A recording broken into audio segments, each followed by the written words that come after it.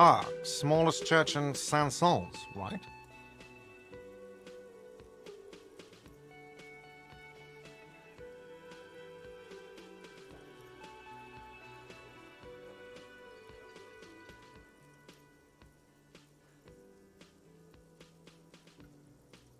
It was all right. Subdued. I might start letting people up there again. Now, what can I do for you?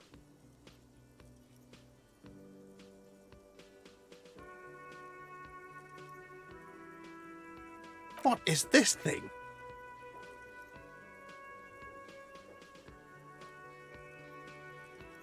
What, the interior decorating kind? You know, I'm sorry. This is actually a nice bird. A competent piece of taxidermy.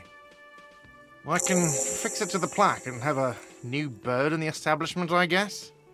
So, I don't know. Thank you. I'm gonna go with thank you. People just don't know how to accept gifts, especially taxidermy. He likes it. He likes the bird. It solves his broken bird problem. This was mostly about the fucking cardio. Massive cardio here. You'll live till 90, or you get a heart attack from running.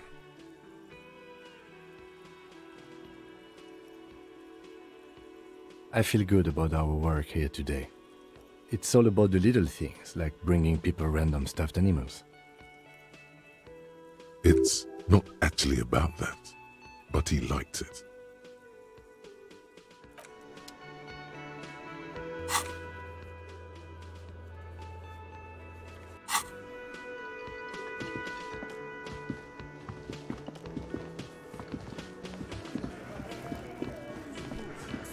The Copper-nado is back. What do you want?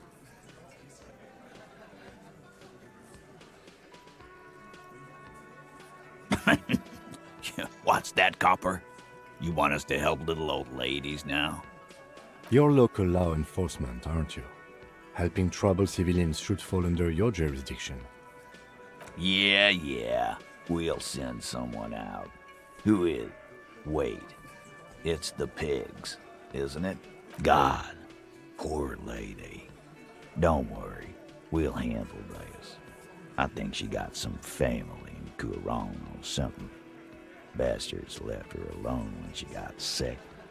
We've been getting complaints. Hey, wasn't Everett's B team looking for her the other day? They said something about her, I don't know, finding something? Yeah, I think you're right, Gene. She have something of yours, Pig. You're fucking with me. Your gun. She had your fucking gun? Sure did, boss. Heard him loud and clear. The pigs lost his gun to the pigs. Well, at least I can see you got it back. If you have any questions. Was, like before, just an old lady. Her kids moved away years ago. Never come to visit. Never took her calls. She gets out every now and then. She did right by lots of us when we were kids. Always was a little off, but still. Us kids? That must have been ages ago. She was better then. The children kept her together. Get wanted to be a cop, you mean? Well, shit. I don't actually know. Anyone know why she started acting like a pig? No fucking clue. It's gotta be the crazy. Who'd want to be a pig?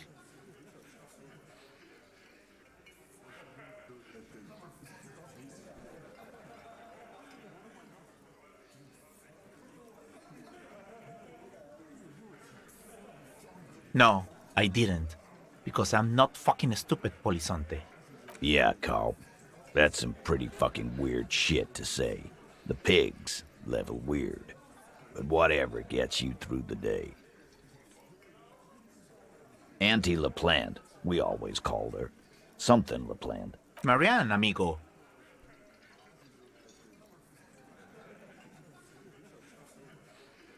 Anything else you wanted to know? Dunno. She lives by the water. Shit washes up all the time on the beach.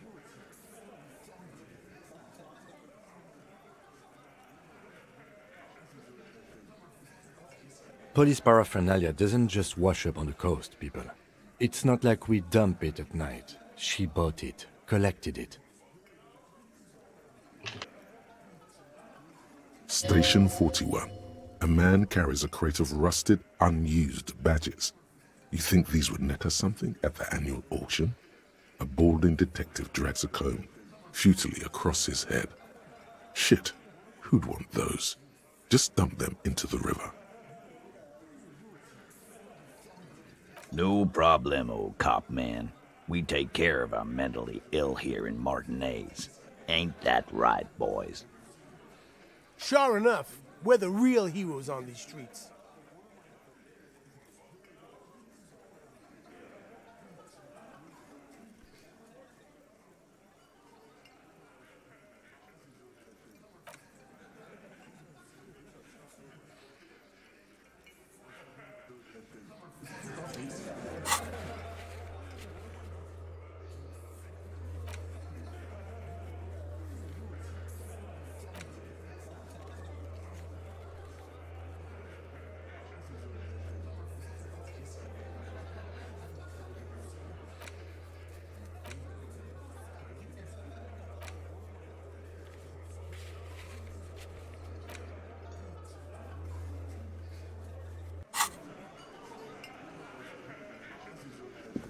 Yes? I'm glad to hear it, Detective. I was wondering when we'd get to this very subject. If you ask me, it's high time for you to put the bottle away. Sober up, get back to basics. That would be my advice.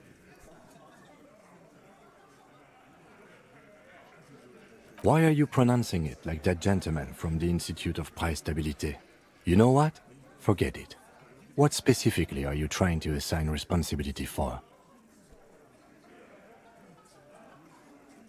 But isn't that our job?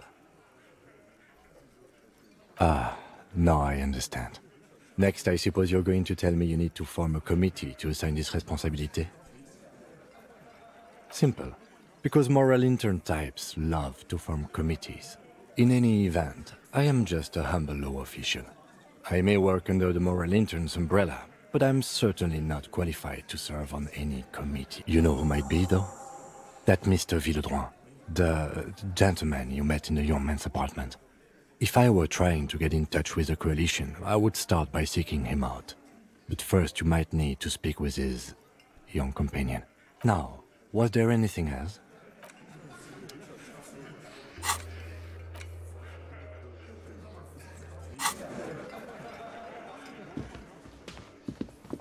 Hi again, gendarme.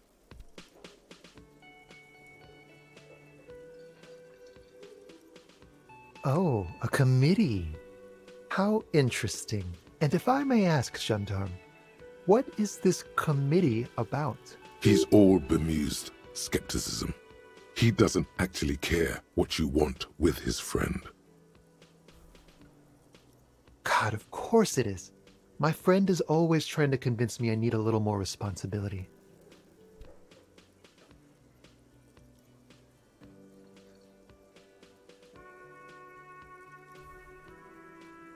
As though I don't have enough going on already. In any case, I would love to help.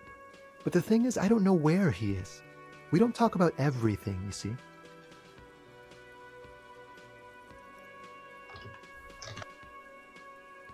He might have mentioned something about making a tour of some historical sites up the coast. In an unofficial capacity, of course.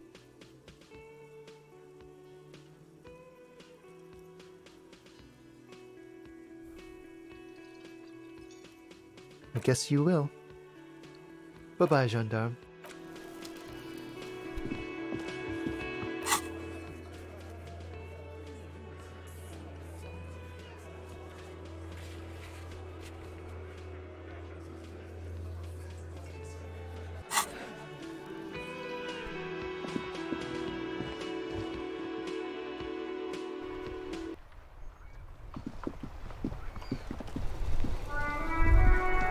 In the morning light, the white on blue police livery on the motor carriage cannot but catch your eye.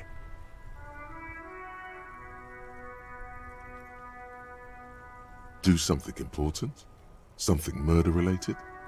There's always something important. Doesn't mean you can't take a moment to admire this piece of machinery. Even at a standstill, the unibody Coupris Kineema looks sleek and dynamic. The cabin is tilted frontward to give it a more aggressive, hunched look. Someone has waxed it recently.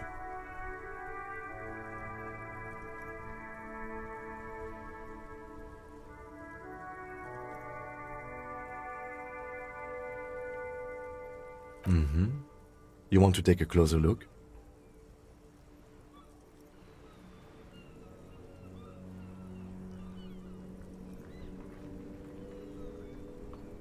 Yes, an extraordinary machine. It's nice and all, but why so modest? Put some zing into it.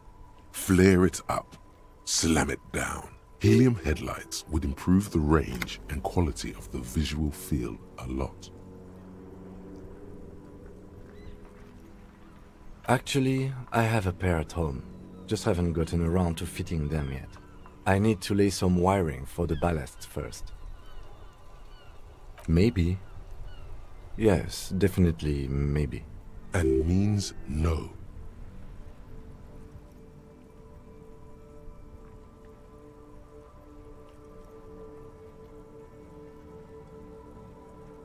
$130.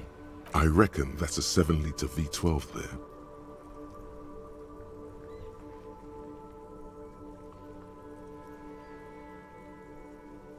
You lost me there.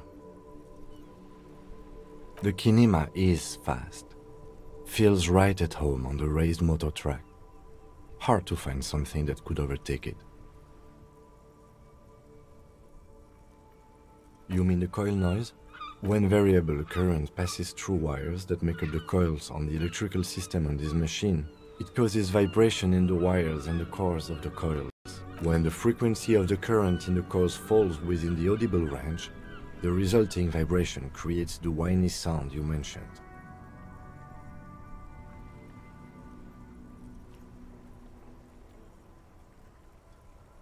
What a Beano-clad.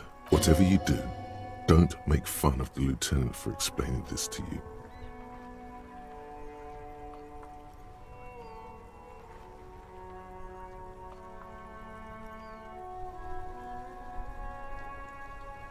I have pretty much maintained my vehicles by myself ever since one was assigned to me.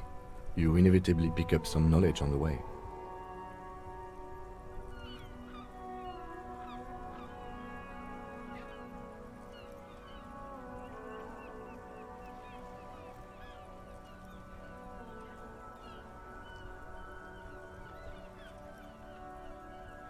There's pride in there. A trained driver knows his ride.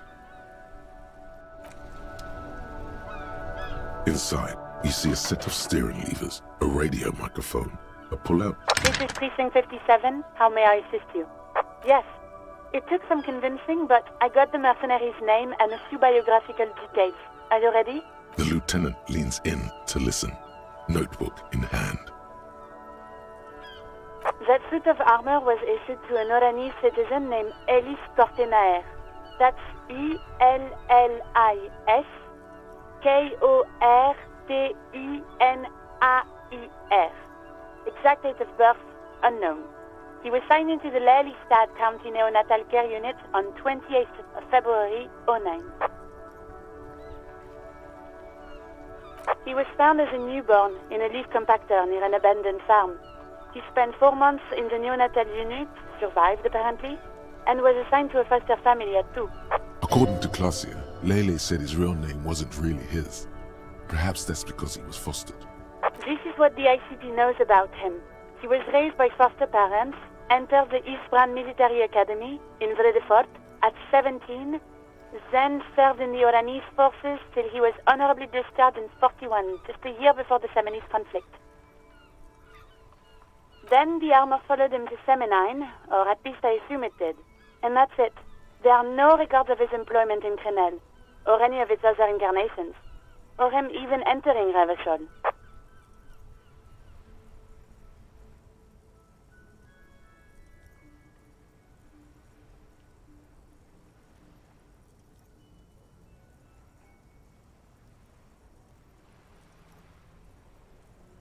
It's a garden tool used to press leaves into these cubes. It's a detail the hospital had, the only detail in these files. So I thought it would be good for you to know. It is. Thank you, Alice. None, officer. Sorry.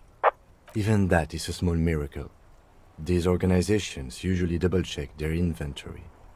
Thank you, Alice. Great work. No problem, Lieutenant.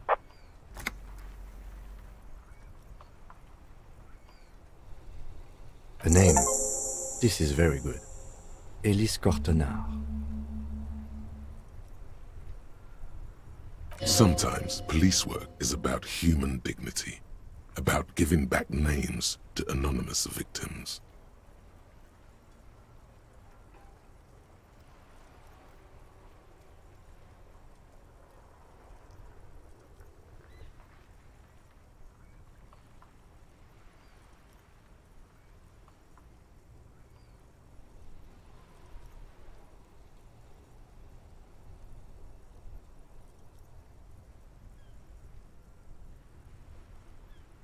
I'm glad the inquiry was helpful to your investigation, officer. Did you have any other questions? 57th, over and out. In the cabin, you see a set of stairs.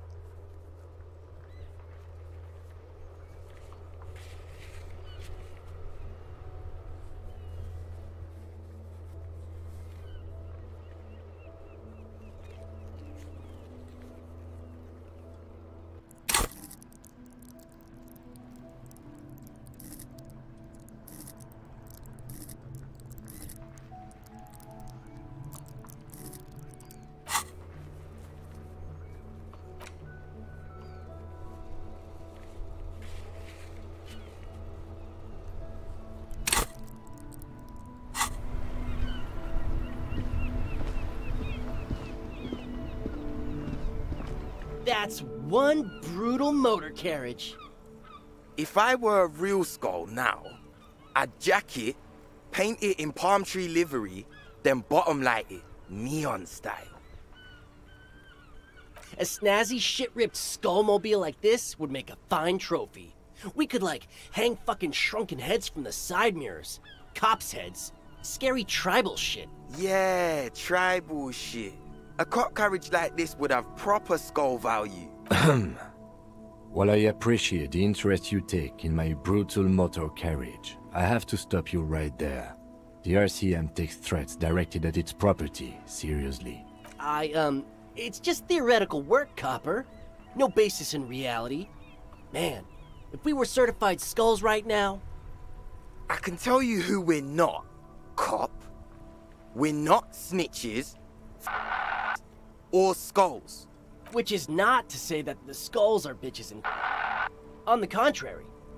The part of this presentation you want to take home with you, cop man, is... Okay then, let's indulge in some intellectual exchange. These young men seem eager to share their beliefs.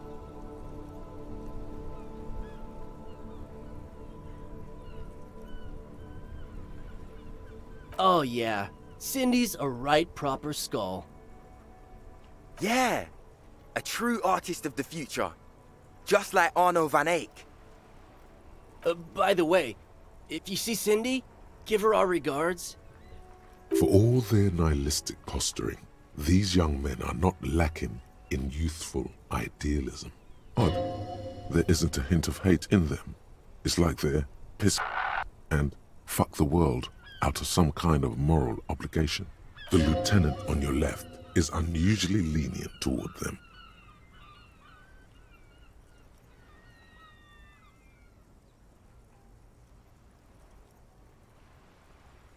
Old man, it doesn't matter. You'll be long gone before his greatness is recognized. A young woman kneels on a sheet of ice, as if looking for something lost ages ago. She bends until her right ear touches the frozen water. She listens to it crack, slowly.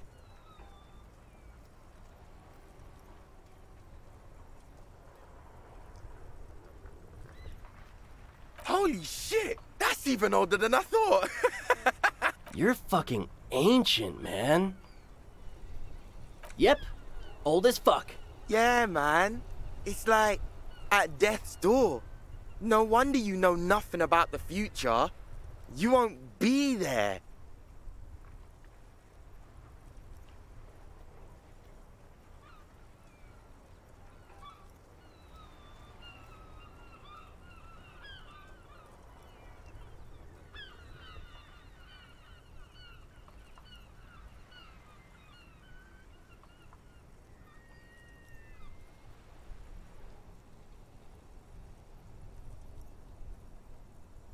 The Union does their share of policing in Martinez, at least where gangs are concerned.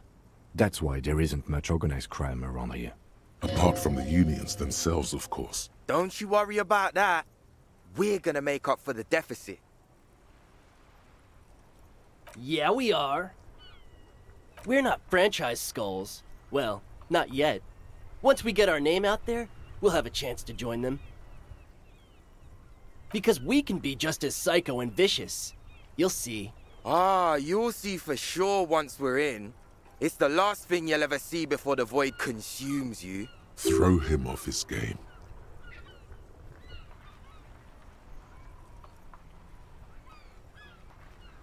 Well, yeah, I mean, we're only saying practice things for now, so we don't mean no harm to the Skulls brand, or to you. This is definitely something the Skulls would say, but we're not trying to encroach on the Skulls branding anyway. On the contrary, we're just here to market it.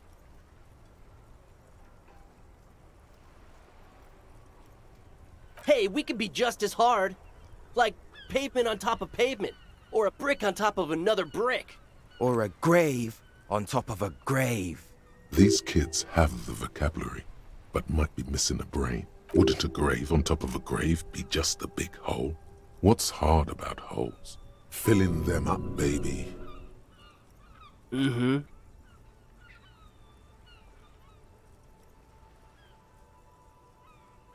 Murder? Yeah, sure. We'll gladly tell you everything we know about it. It was a man. Also, he was hanged. He was hanged from a tree. Yeah, I mean, duh. These punks don't know anything. Let's just move along. Hey, stop right there. How does one know anything? Fucking philosophy, man. You can do aggressive shit with philosophy. Like murder, or wasting your life away. Nope. But Cindy does. Don't tell him that. Skulls don't tattle, man. Cindy wouldn't. You already said she's a skull. The last I saw her, she was hanging around the old apartment building near the pier. Just don't tell her you heard it from Piss and Fuck, alright? I think she wanted those gloves for herself. Be cool, man. Alright, we have a lead on the gloves. What about them?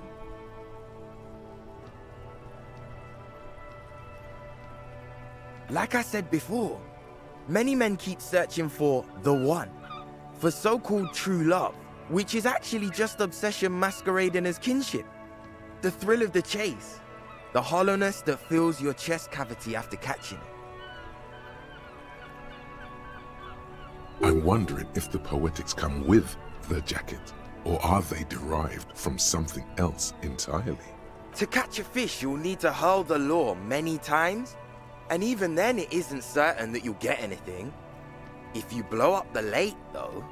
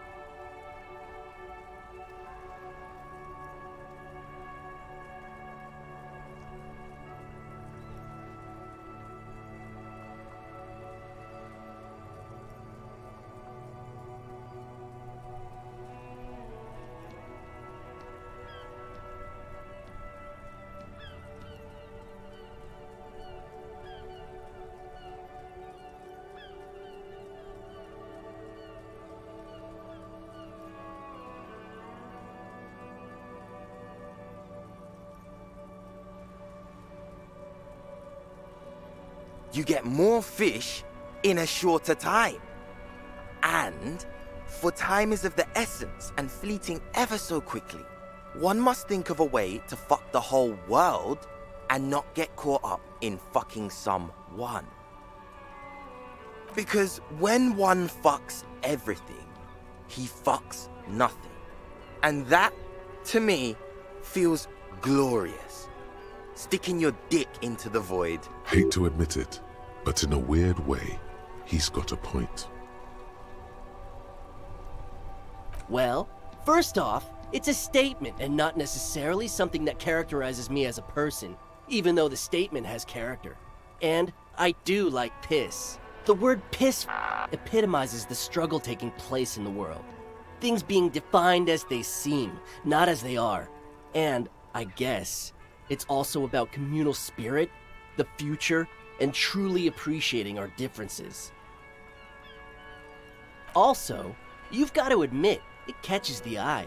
And since the Grand Piper is slowly but steadily moving towards basing the economy on it, attention, it is imperative that the medium itself convey the message. What I mean by this is, we are all piss and that the world is inherently meaningless.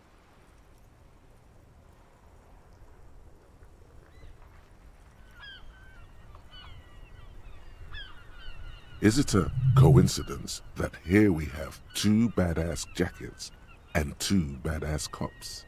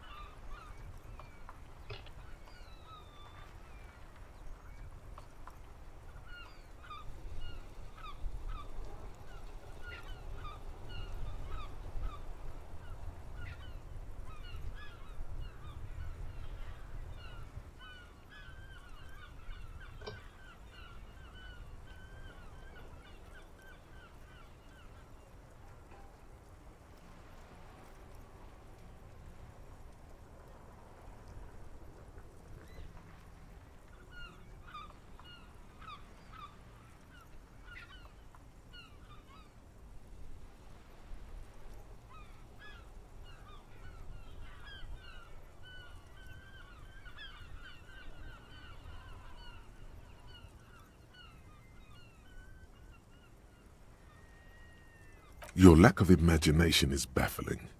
But you do make up for it with, yes, questions.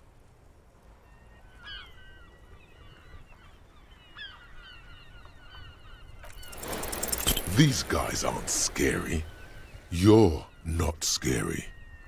I have nothing to work with here.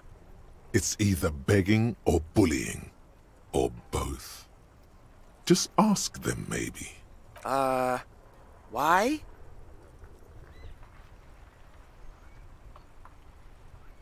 Yeah, like he said, total shit. What about it? You didn't say that.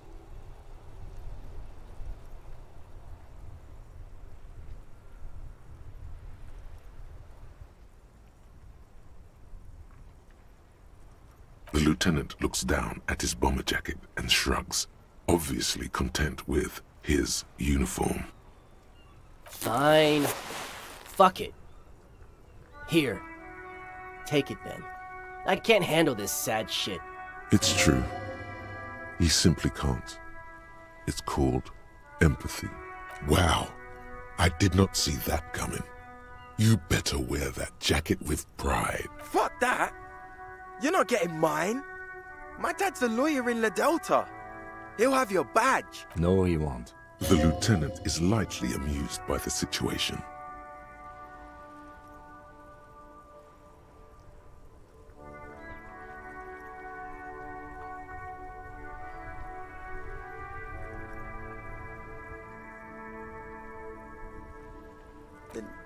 No. He's like a volunteer lawyer. A total bitch. Cites law and does dishes. You know what, cop? Fuck you. That's not what this is about. You're not getting my jacket. Fuck him. We don't need his rich dad jacket anyway. I'm not wearing that jacket.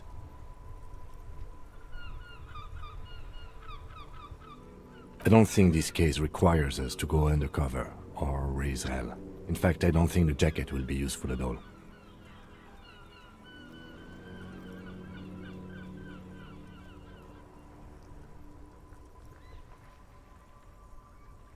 The need will not arise. Look at this cute shit. How can we become skulls if you go around fraternizing with cops? Let's get the fuck out of here before anyone sees us. Fuck. I'm sorry, man. I just don't like confrontations, that's all.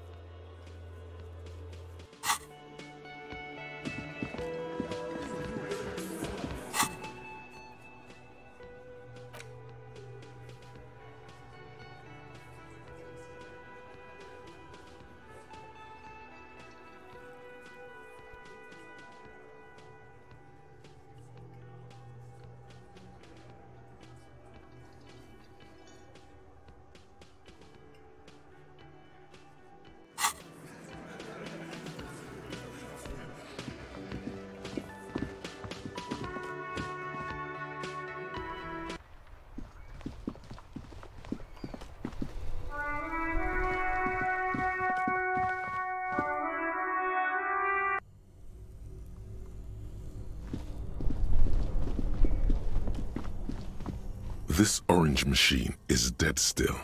It has a hand-cranked ice cream churner and an electric freezer. The ice...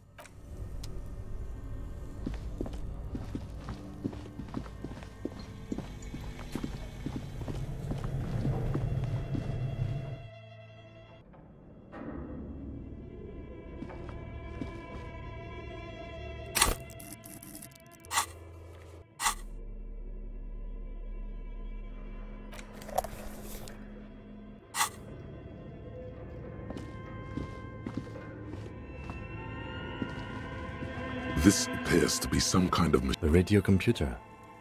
Just sitting here without anyone inside. This is the Ream Civic radio computer, model RC5120, equipped with a Feld mainframe and a Ream-compatible printer. We have one of these down at the station, but I never really learned how to use it. The machine lights up like some prehistoric animal stirring from its slumber, revealing fluorescent play and print keys on the keyboard.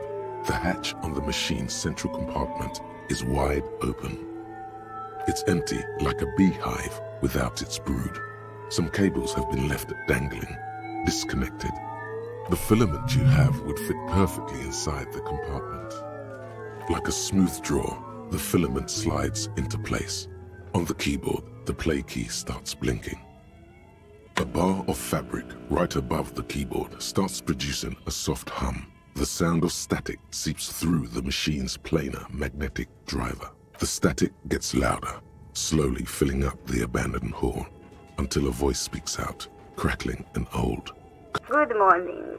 Fortress accident en rue de Saint-Ghislaine. This is East Insulindian Repeater Station 1. Please repeat. Is this the production schedule? The filament you have inserted into the reader. That was a question. Have you inserted it into the core? Good. Please repeat the password. Password? Of course it would have a password. That's why there's a human administrator involved. You should ask her for a hint.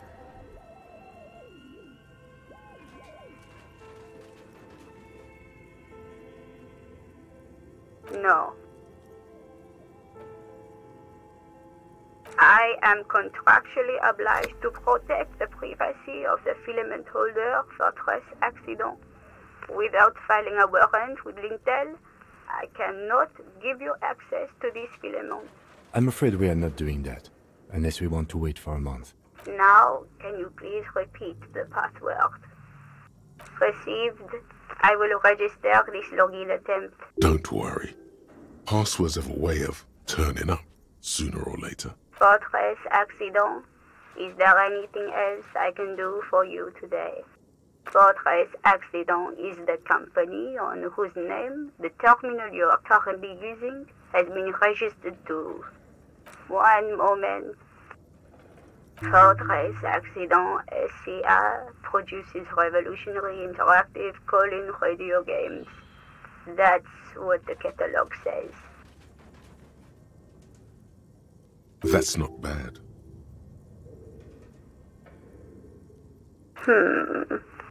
Any other questions?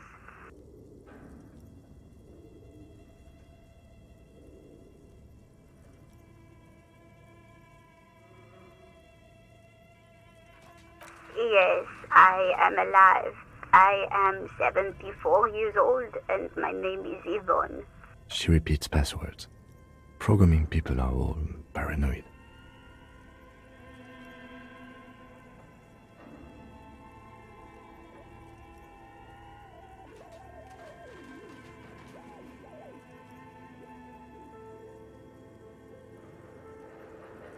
They are merely cautious. It's my job to protect their filaments as a password repeater at the East Insulindian Station. I work as a repeater at the East Insulindian Repeater Station. It's my job to know where you are, Fortress accident. As for me, well, I am sitting in my cubicle, surrounded by a wall of radios. On an island on the river Esperance, a small woman, all skin and bones, sits in a room filled with audio equipment. Thousands of tiny lights are reflected back from her prescription lenses, like stars in the dark. Doesn't it get lonely, sitting there all by herself? Lonely? Why would it get lonely? I get to talk to people all day. That's why she does this. Now, please tell me if there's anything else I can do, Fortress accident. Thank you, and goodbye. Tiles on the cube are still smoldering, casting the framework in a soft glow. Fluorescent play and print keys shine on the keyboard. Nothing happens. The filament slides out of its glowing nest.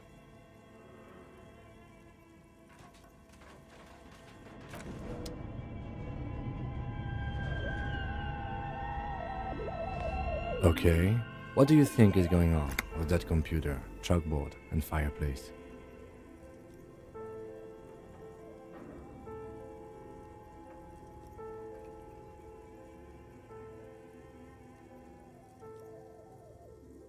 Yes, that is the question. Like he's ready to lay out a fine theory, crafted together like a puzzle box. It looks like one of those popular pen and paper role-playing games, only these people were trying to automate it, make it work on radio computers. Utter madness, he thinks, as a compliment.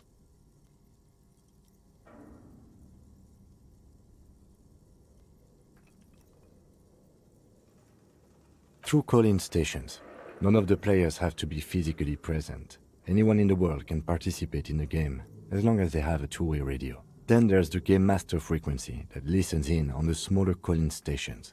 I think that was supposed to coordinate the stories, functioning as a master of ceremonies of sorts. His fascination has swept aside other concerns for the moment.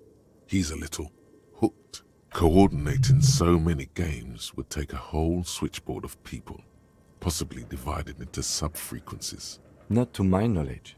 They make automated games in Garte, Messina, Königstein.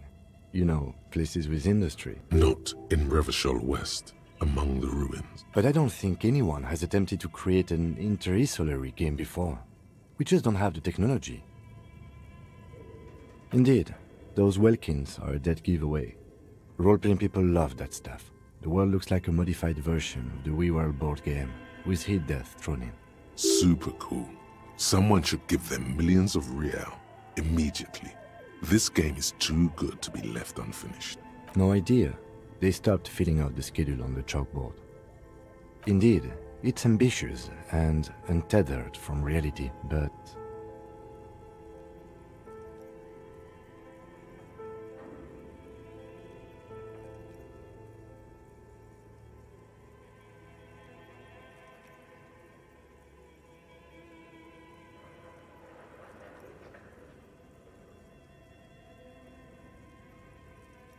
Ah, yes, the doom of bad business practices. Okay, let's keep moving.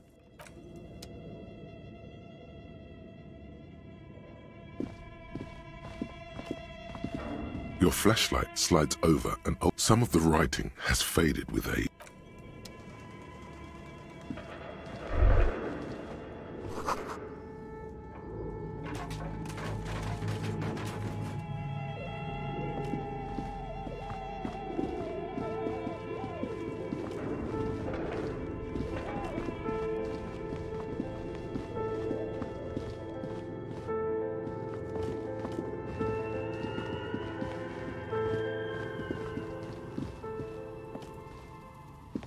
Oh, it's you again.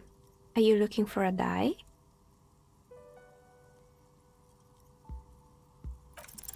Aside from getting naked, you're not sure what else to do. The building holds no more answers for you. Of course. Tell me what you have in mind.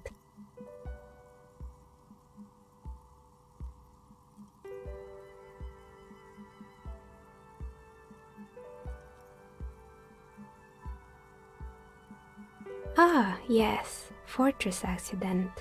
It's too bad they never finished their game. The Wiro Untethered die is a variation of a standard role-playing die. Only, instead of plants, it uses motives of ice and death. And loss, of course. Ice, death, loss. Sounds like you. I'm thinking something made from alligator jawbone, cast in black resin. The reptile bone is as white as ice and dead as, well, death. For 7 real, I could have it ready in 8 hours.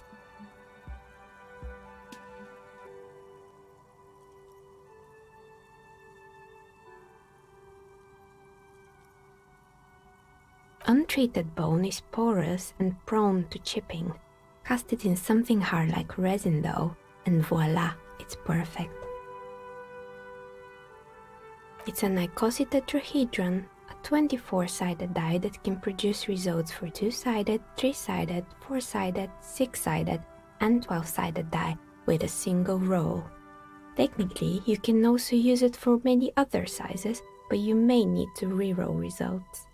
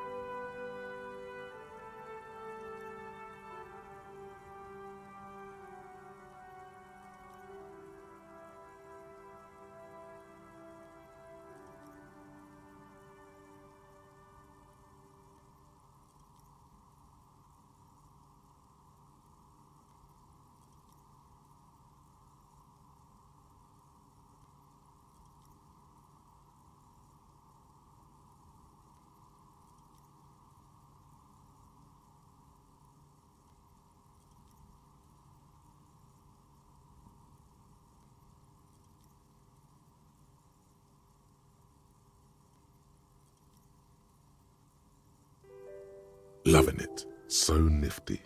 Maybe you have some other ideas for dice?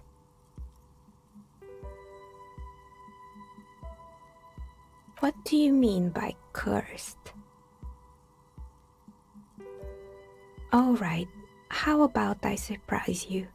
Come back in 8 hours with 7 real, and I'll give you your cursed die.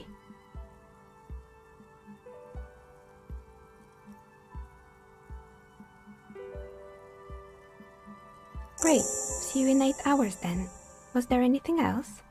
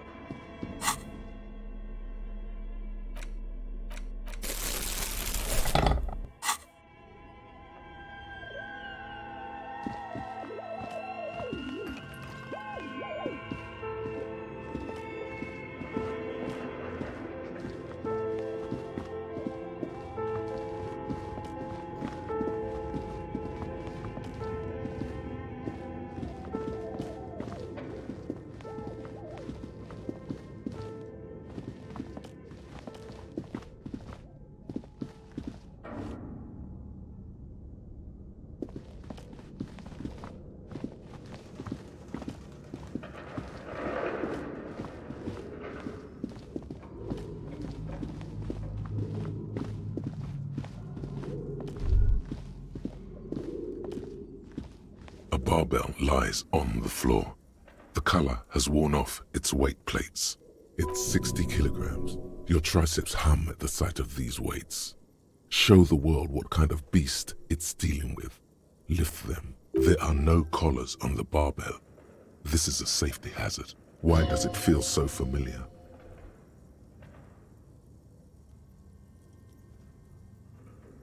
You're right. The weight may fall off. Better not touch it then. It would be a violation of EPIS safety regulations if the gym was still operating, but it isn't. No one's supposed to come here anymore. No, It's not that. It's the stale smell of rubber, the squeaky sound of sneakers, your bruised knee against the mat, and a whistle. That's just a memory from another life, when you were young and fit.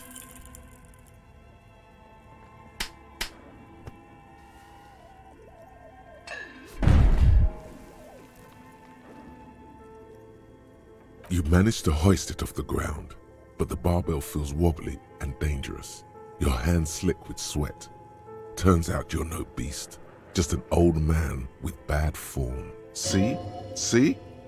This place is cursed. Maybe it wasn't such a good idea to smash through that back door.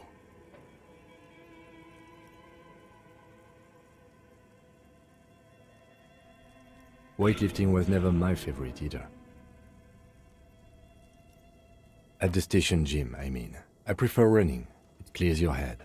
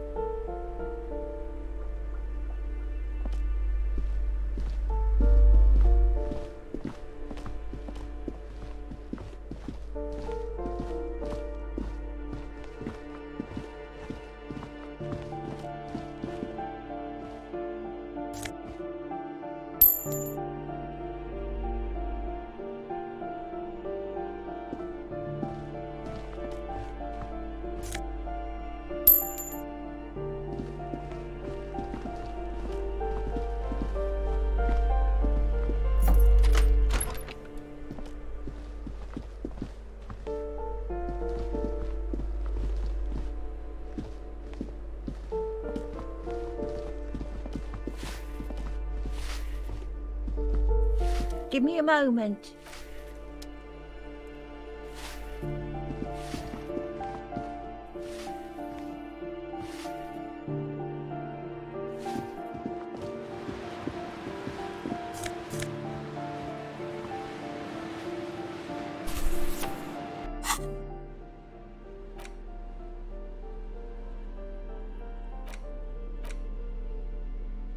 In your hands you hold 16 days of coldest April.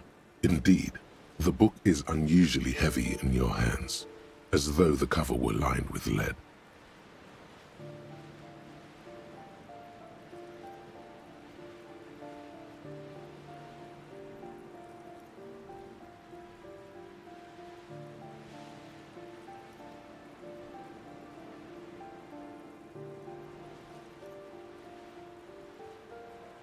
Who would do that in Garte?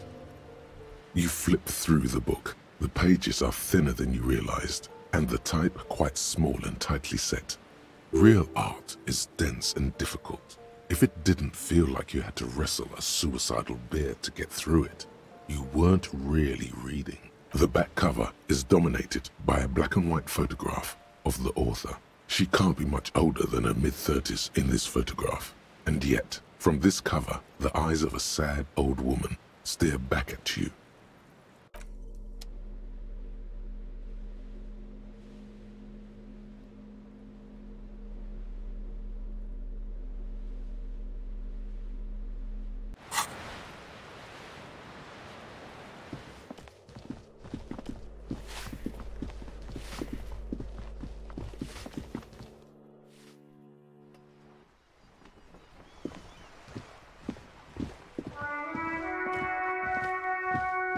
Hello again, officers.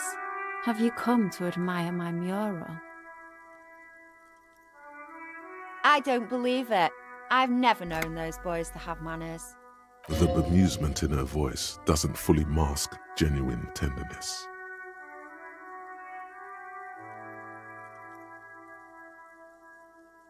There'll never be skulls, but their hearts are in the right place. Fat chance, but you can still do your part to revitalize the neighborhood. She throws you a conspiratorial glance, then presses her finger to her lips and squints up at the sky. Have you noticed the quiet?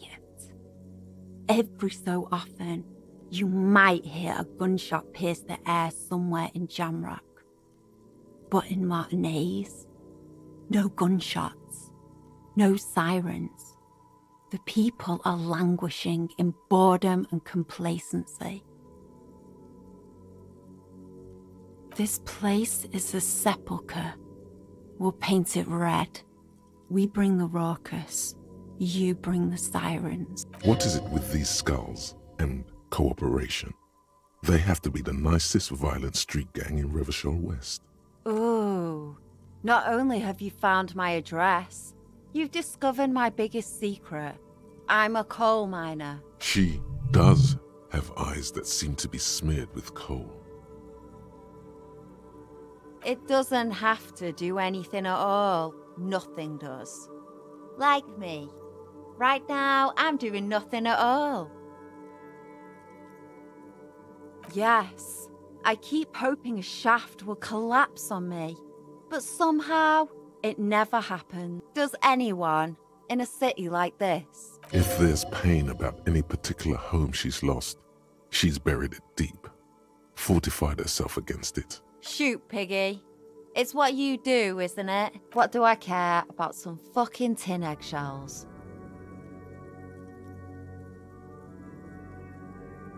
All right, Piggy. I'll give you this one. I saw a little girl in the fishing village running around with military-grade handwear. Looked cute as hell. Could that girl have been little Lily? It's not a bad place to start. Could have been her. Small kid with giant white armored hands. If...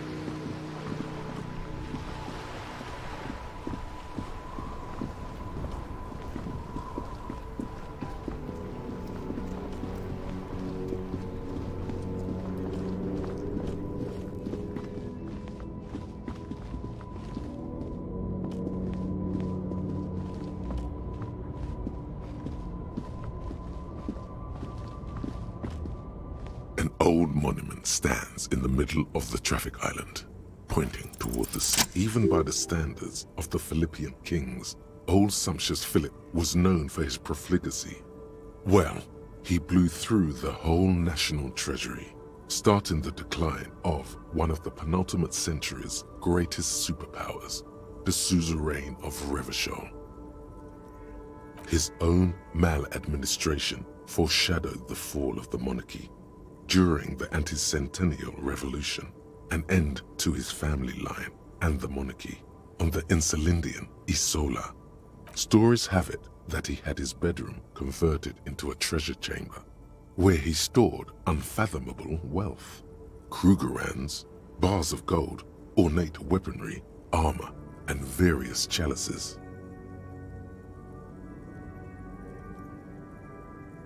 He called it the Sol Aurum. It was obscene. There were whispers he slept on a huge pile of gold-dipped feathers, like some obese dragon, instead of a bed, like a normal person.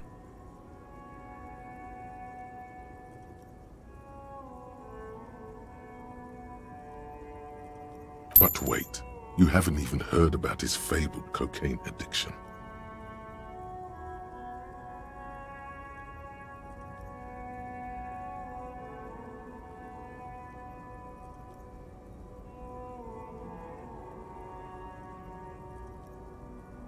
You see, old Philippe wasn't just good at squandering the national treasury on gold and ceremonial weaponry, he was also a prodigious snorter of nose candy.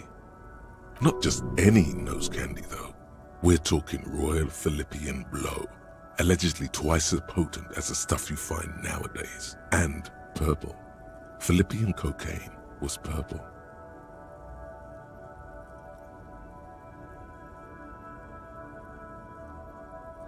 That's what the revolutionaries said 150 years later, right before they emptied out the royal mausoleum and dumped His Majesty's mortal remains in the Insulindian Bay. His Majesty's courtiers said it helped him connect with the higher realms. Cocaine, beneath the cold waters of the Insulindian Bay, thrown there by the revolutionaries after they cleaned out the royal mausoleum. A group of marble pleurons still surround the king's vandalized tomb. A deathly cold wind sweeps up candy wrappers and old newspapers. The original was blown apart by communards, then further damaged during the landing of the coalition's airships during the turn-of-the-century revolution, when Martinez was leveled. Some years ago, a group of liberal, artistically inclined individuals, designers mostly, thought it would be ironic to restore the statue of the most wasteful ruler of Revachol in the poorest part of the city. The statue is supposed to capture the moment it was blown apart, like an instant frozen in time, a rare butterfly trapped in amber, floating on a sea of shit.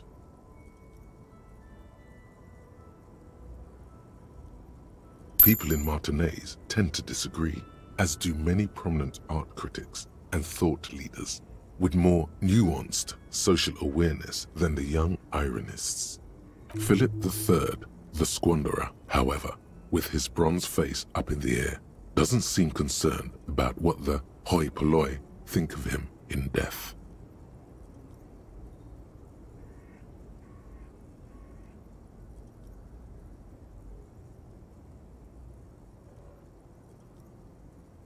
Not that he ever did in life either.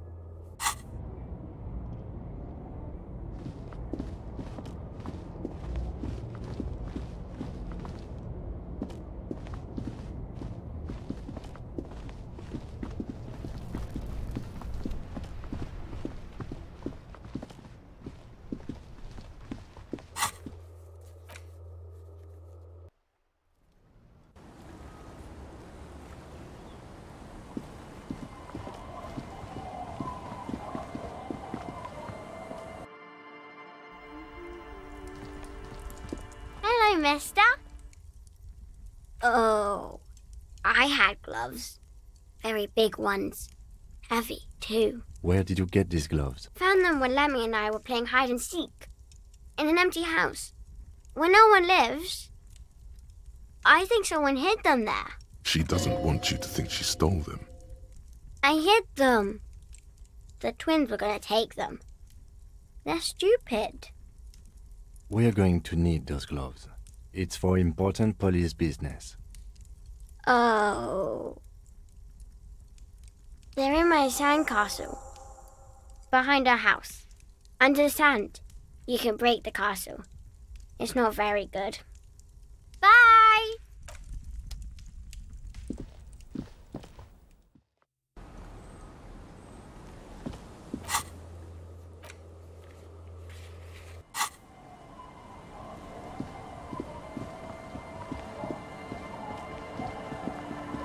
Weather has not been kind to Lily's little sandcastle.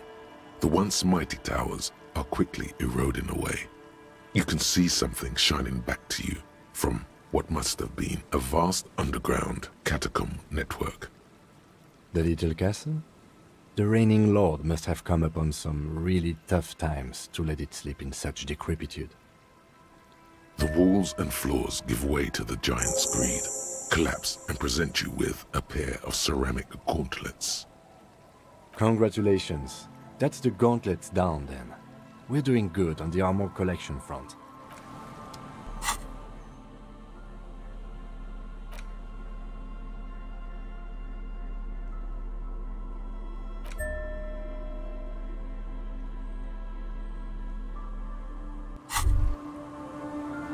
As you fold your fingers into a fist, you realize you could knock anyone out with one punch.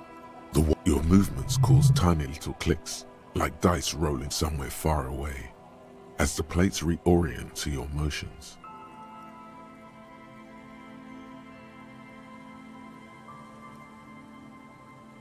The hardened vitreous enamel, at once sleek and light, adds a glow to your cheeks and a spring to your step. Just imagine what a full suit of this stuff could do for you. You really do feel more confident. Invulnerability does that. Even partial invulnerability.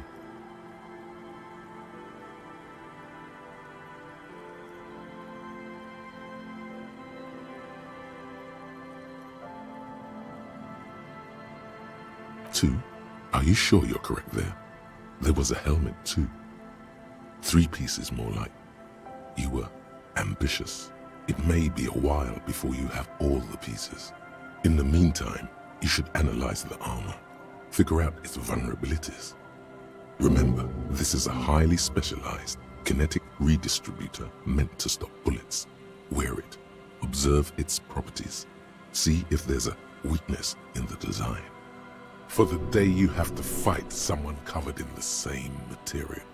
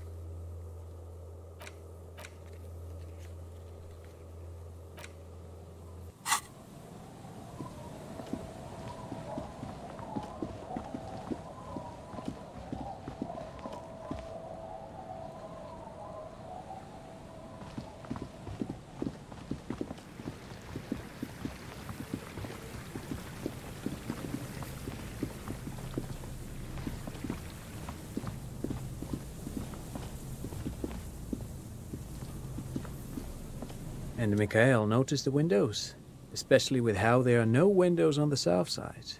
This was to deal with. You officers, come to investigate the historic subtext of West Martinez? I'm Trant Heidelstam. You must be Kim Kitaragi, right? I was just telling my son about this building. Not a lot of people realize the historic significance here. Very rich in hypertext. Nice to meet you.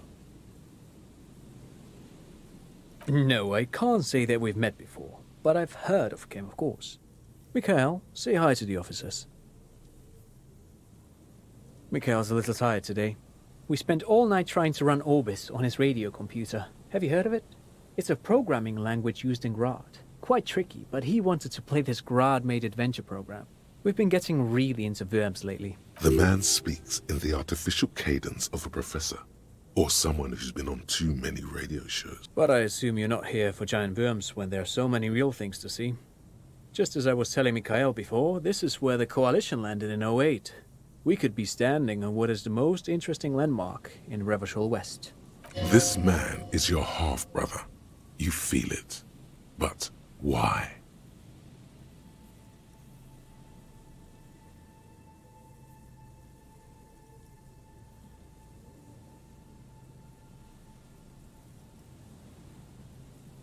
Aha! But it's not just any empty old building. What not a lot of people know is, this used to be the R&D department of Felt Electrical. And Felt, which now sells ink cartridges mostly, was once a top dog in the turn-of-the-century cybernetics boom. Hold on. What's R&D?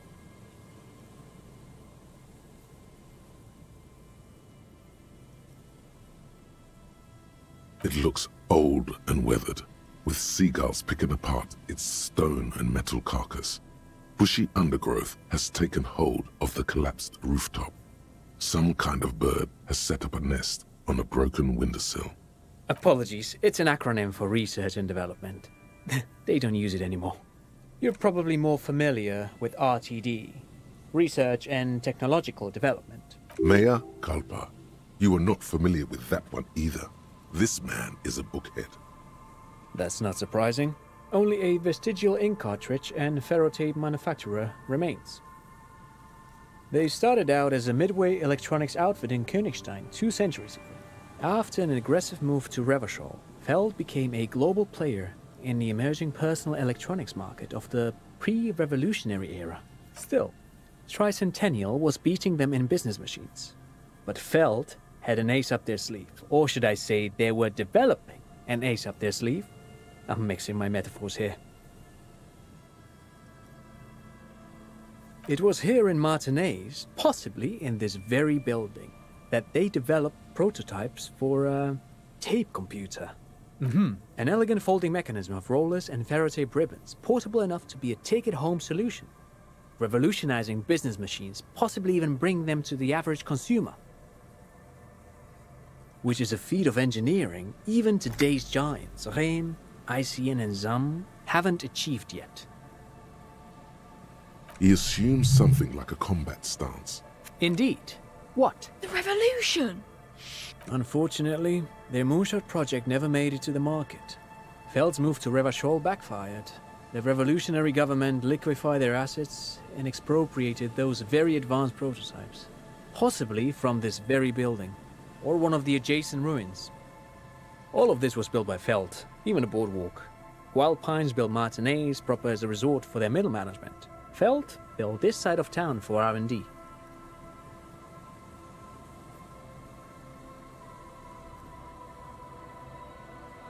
They used them for military communications, but also to write and send out press releases, the most notorious example being Le Décret de Mars. What's the Mars Decree? I mean the radio transmission sent out to news agencies and world governments by the newly created commune of Revachol on the 7th of March in the year 02.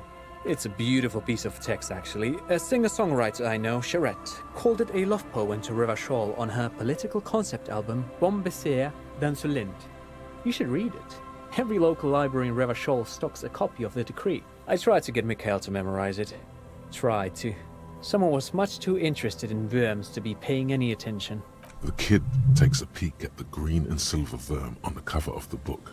already forgetting about this part of the discussion. Actually, no one knows. No one even knows what a computer made entirely of tape would look like. But word has it, they were very elegant, exquisite, alien-looking turn-of-the-century hardware. 10 years ago, I did a little freelancing, I guess you could say. I was a special consultant for an exhibition at the Humpty Dumpty Dum Center in Vredefort, Oranje. It raised the same questions, and we had lengthy discussions with Paul Ockerman, who was head curator at the time. This was before the twins Keith and Guy Hughes joined the team, trying to... Wait, did he just say Humpty Dumpty Dum Center? He did it. He said Humpty Dumpty Dum Center, like it's the most natural thing in the world. What the hell is a Humpty Dumpty Dum Center? And who the hell are Keith and Guy Juiced?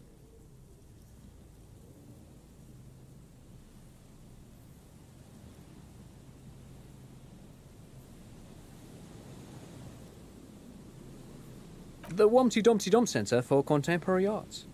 The exhibition itself drew on Lagerman's notion of memory, and so there were some parallels. That's why the head curator, Paul Ockerman, chose to... Actually, I think there is. No, it's too much. He's joking. In fact, I'm not. The Humpty Dumpty Dum Center is a place you can visit if you're ever in Vredefort and are ever in the market for an exhibition space / contemporary art research center. But perhaps I should return to the tape computers. As I was saying, the device itself was very elegant, fragile even. One could write directly on the tape using a special chemical solution. The machine would then analyze the handwriting, perform operations, and project output onto a white screen. It was a beautiful, delicate thing. Made of black film and folding tape structures. Very, very cool. Though I understand the socio-economic causes of the revolution, it pains me to imagine the revolutionaries setting fire to this precious device. But so they did. The felt playback experiment vanished into the fires of '07. Yes, the official name of the prototype. Some sources report it as the felt playback experience. But those are incorrect. Who knows? Maybe it was an accident, or maybe they didn't want the technology to end up in the wrong hands. Either way, they're all gone now. All 3 versions of the prototype. Nothing but debris and ashes remain inside that building. Oh, I'm afraid it didn't end well for the boys. But this story is a bit too dark for little Mikhail here. Now, if you were to ask about tape computers... Wait, is he saying that we should just bypass the excesses of the revolution? Tape computers. Yes, they even built a pleasure wheel, but that got destroyed in the war. A pleasure wheel? Perhaps reminded of a childhood memory.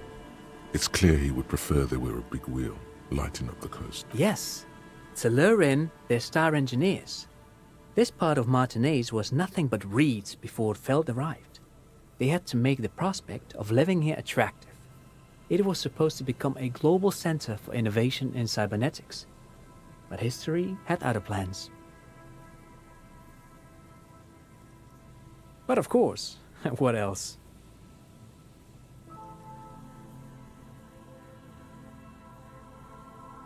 No, I'm afraid I can't help you with this one, officer.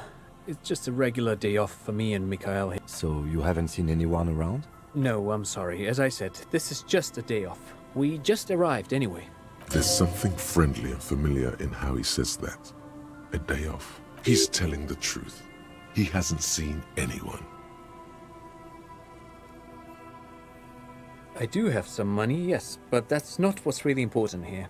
No, I mean, come on. You need the money. If it's not a thing, he can give you some. Of course, Detective. I wouldn't have assumed anything else. Matter of fact, I don't know if you're familiar with this, but the Vespertine Department of Justice has published a rather interesting paper on the criminal profiling in former socialist states. Have you read it? If not, then you definitely should. If not for tips and tricks, then just for theoretical curiosity. Anyway, That's just a little something that sprang to mind. You were saying?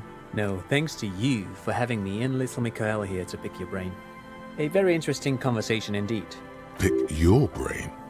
If anything, this was rather one-sided. He did the talking. Whatever.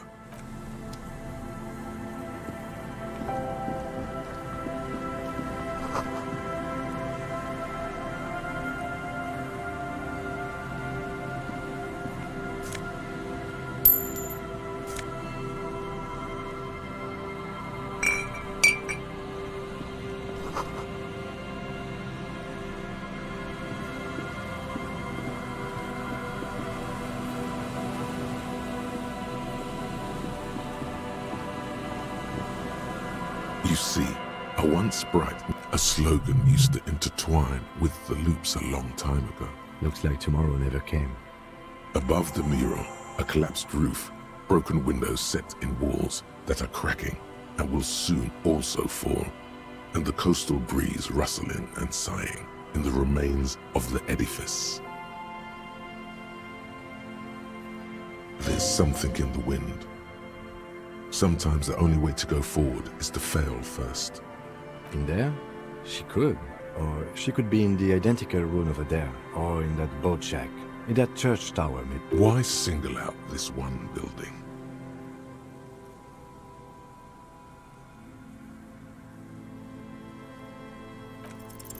Suddenly, all is quiet. There is no cold hand brushing against your forehead, no rustle in the reeds. The wind has died down or gone behind a corner. You only hear distant waves washing the coast. The ruin in front of you is silent as a tomb.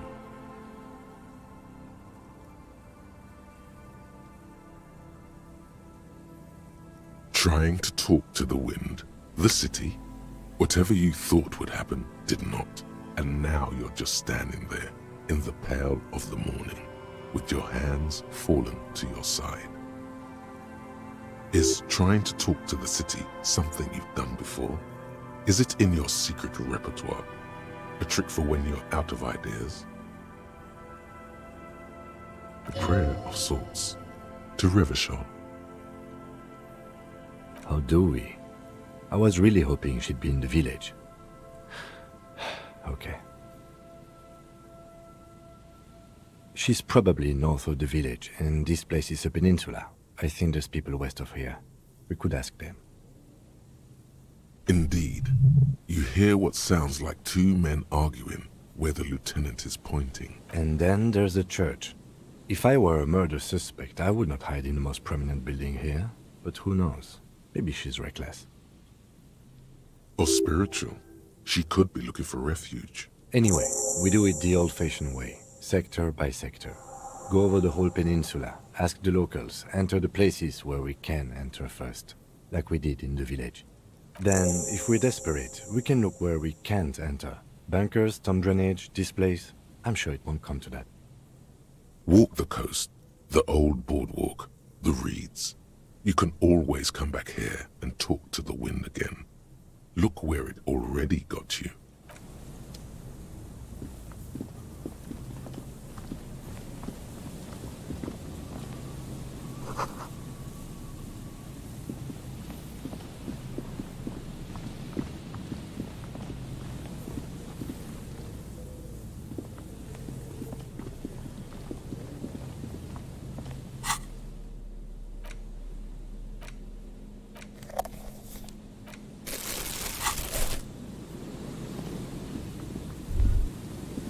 The remaining windows rattle from a strong gust of wind.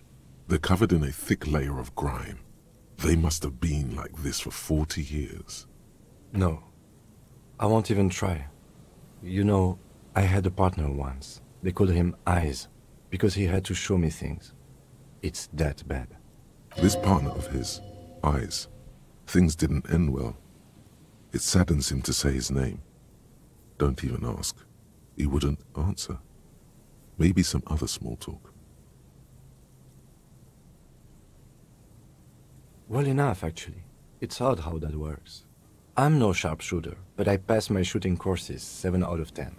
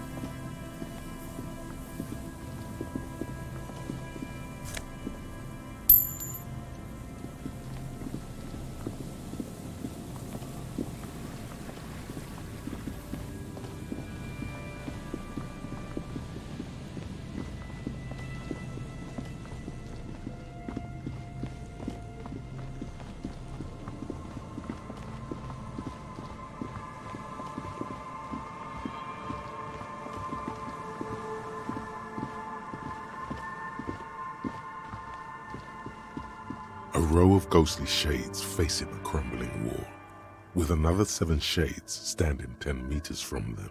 I don't know. I don't know who died here, lined up beside that horrible wall. It could have been any of the parties involved in the revolution. Perhaps the ones executed here were the loyalist conservatives, killed by the communists at the start of the Civil War. Or it could have been the communists, put to death during the last stretch of the conflict by the coalition forces.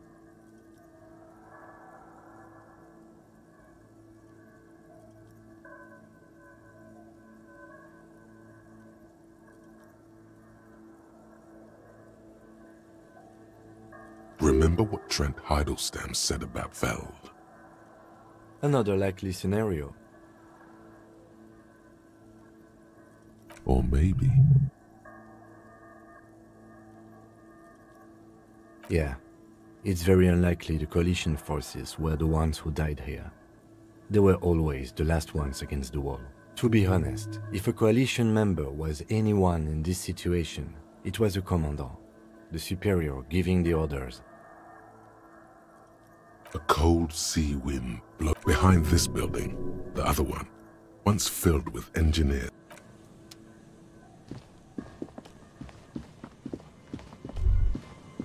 There's no way the perp is in here, officer. Look how scarred the boards are. All attempts to pry them off have failed. The suspect? God, I hope not. I can't see a way in, though many have tried. Not this time. The opposition is insurmountable, but I like the spirit. And dangerous. Dangerous too.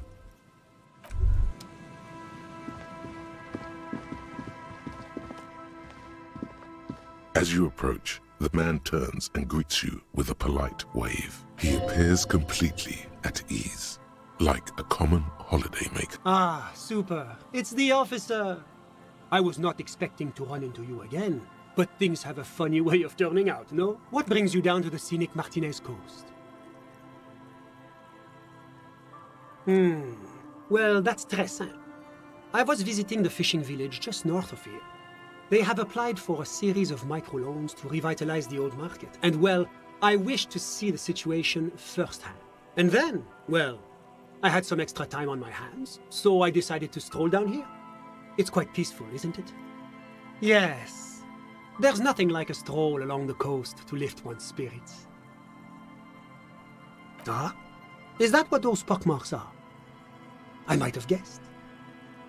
Fascinating how much history is contained right here, if only one knows where to look for it. You feel like there's something you could say here, if only you really knew what was going on.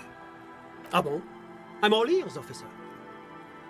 My friend, if it's la responsabilité you're after, I have good news for you. There's no need to form such a committee, because it already exists. God, of course it does. These moral intern types. The Comité de Responsabilité de Revachol. It acts as a sort of clearinghouse for coalition activities. To put it simply, they are the ultimate arbiters of la responsabilité in this part of the world. Yes, this is just the sort of reasonable authority you're looking for. I would offer to connect you with the committee myself, but alas, I am not actually in Martinez. What? Where is he then? He's speaking figuratively. He means he's not in Martinez in his official capacity. Précisément.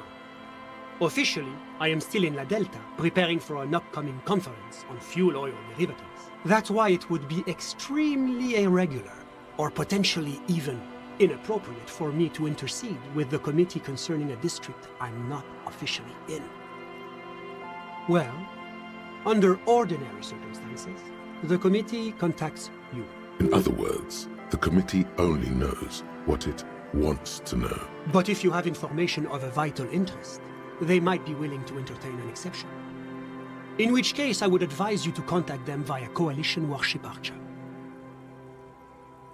You see, in addition to being an airborne artillery platform, Coalition Warship Archer is also the linchpin of the Coalition's surveillance and communications infrastructure in Revachol.